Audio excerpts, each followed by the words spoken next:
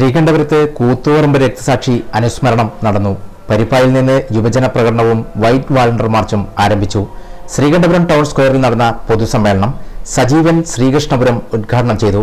Block president K V Jithin അധ്യക്ഷനായി. DYFI block secretary K Sreejith സ്വാഗതം പറഞ്ഞു. ഡിവൈഎഫ്ഐ ജില്ലാ കമ്മിറ്റി അംഗം വി പി വിഭിന, CPIM ജില്ലാ സെക്രട്ടേറിയറ്റ് അംഗം PV Gopinath, Sreekandapuram area secretary MC Raghavan, Irikkur block panchayat president Robert George, P Madhavan, M Velayudhan, O Shinoj എന്നിവർ സംസാരിച്ചു.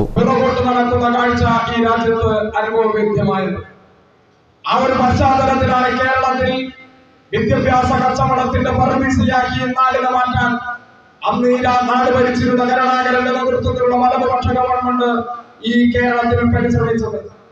ഒരു ഭാഗത്ത് സഹകരണ മേഖലയിലെ അഴിമതി നിയമനങ്ങളും അതിൻ്റെതായ പ്രശ്നങ്ങളും ഈ കേരളത്തിൽ ഉയർന്നു വരുന്ന ഒരു സാഹചര്യത്തിൽ, അപ്പുറത്ത് കേരളത്തിന്റെ വിദ്യാഭ്യാസ മേഖലയെ സ്വകാര്യവൽക്കരിക്കാനും വിറ്റുതുലയ്ക്കാനുള്ള നിലപാടുകൾ ഈ നാട് ഭരിക്കുന്ന ഭരണാധികാരികൾ ഏറ്റെടുത്തൊരു സന്ദർഭം.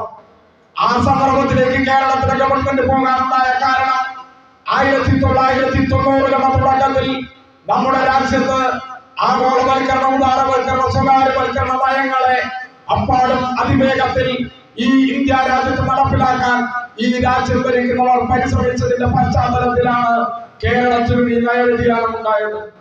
നമുക്കറിയാം, കൂടുമുകൾ പൊട്ടിമുളയ്ക്കുന്നത് പോലെ സ്വാശ്രയ വിദ്യാഭ്യാസ സ്ഥാപനങ്ങൾ ഈ കേരളത്തിന്റെ തെരുവുകളിൽ ഇങ്ങനെ പൊട്ടിമുളച്ചപ്പോ ഇത് ഈ കേരളത്തിന്റെ വിദ്യാഭ്യാസത്തിന്റെ, അതിന്റെ സംസ്കാരത്തിന്റെ, വിദ്യാഭ്യാസ രംഗത്തെ ഈ കേരളം ഉയർത്തിപ്പിടിച്ചതിന്റെ സമ്പന്നമായ പൈതൃകത്തെ ഇല്ലാതാക്കുമെന്ന് തിരിച്ചറിഞ്ഞുകൊണ്ട് കേരളത്തിന്റെ തെരുവുകളിൽ വിദ്യാർത്ഥി യുവജന പ്രസ്ഥാനങ്ങൾ അത്യുജ്വലമായ സമരങ്ങൾക്കാണ് ആ കാലത്ത് നേതൃത്വം നൽകിയത്. News desk, Sreekandapuram.